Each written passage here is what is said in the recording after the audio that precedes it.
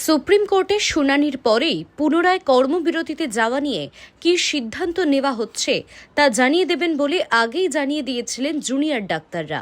Supreme কোর্টের শুনানির পর কী প্রতিক্রিয়া অনিকেত মাহাতোর, শুনুন। কর্মবিরতিতে যাওয়ার সিদ্ধান্ত নেবে, তো সেটা কি অনগ্রহ্য না পরিবর্তিত হবে? আমরা যেটা বলেছিলাম সেটা হচ্ছে এইটা সুপ্রিম কোর্টের হিয়ারিং দেখে আমাদের সেটা সিকিউরিটির সম্পর্ক এবং আমাদের আন্দোলনের যে বিচারের দাবি, সেই দাবির সম্পর্কে সুপ্রিম কোর্টে কি আলোচনা হচ্ছে সেটা শুনে আমরা ডিসিশন নিয়ে জানাবো। তাই আমাদেরকে ডিসিশন নিতে একটু সময় দিন আপনারা, আমরা ডিসিশন নিয়ে। শুনানির পর শুনানি চলছে, এখনো পর্যন্ত সাধারণ মানুষ যারা এই আন্দোলনে প্রচুর সংখ্যায় দাঁড়িয়েছিলেন প্রত্যেকে হয়তো একটু হতাশ হচ্ছে, কারণ এখনো পর্যন্ত সেইভাবে কোনো ফ্রুটফুল পজিটিভ রেজাল্ট কিছু পাওয়া যায়নি।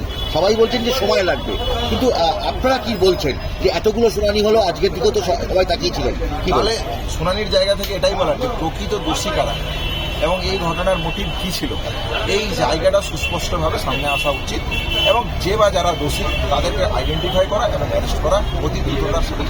আদালত সব রকম পরিষেবা শুরু করবে, পরিষেবা তো আমরা শুরু করতেই পারি। তাহলে মহামান্য সুপ্রিম কোর্ট এটাও বলেছেন যে জুনিয়র ডাক্তার এবং রাজ্য প্রশাসনের মধ্যে একটা কনফিডেন্স বিল্ড আপ করার প্রচেষ্টা করতে হবে।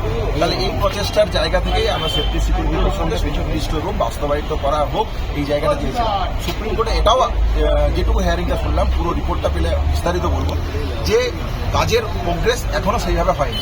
আমরাও তো বাস্তবে দেখতে পাচ্ছি যে সিসিটিভি কিছু কিছু জায়গায় হয়তো লাগানো হয়েছে, কিন্তু সেগুলোর মনিটর করা এবং বাকি যে জায়গাগুলো, যে অন কল রুম থেকে শুরু করা, ওয়াশরুম থেকে শুরু করা, থ্রেড কালচার নিয়ে inquiry committee, college wise task force তৈরি করা, যে আলোচনার প্রতিশ্রুতি চিফ সেক্রেটারি মিটিংয়ের হয়েছিল, সেই জায়গায় বাস্তবায়িত রূপ কোথায়?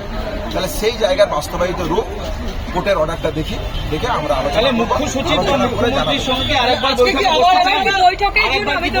আমাদেরকে আলোচনা করতে দিতে হবে, আমাদের নিজেদের আলোচনাটা করি, নিজেদের সিদ্ধান্তটা জানাই, তারপর তো চিফ সেক্রেটারি আলোচনা আজই একদম ঠিক আছে।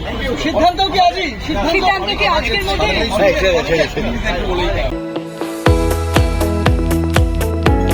আপনারা দেখছেন ইউএন লাইভ, বাংলা খবরের শেষ কথা।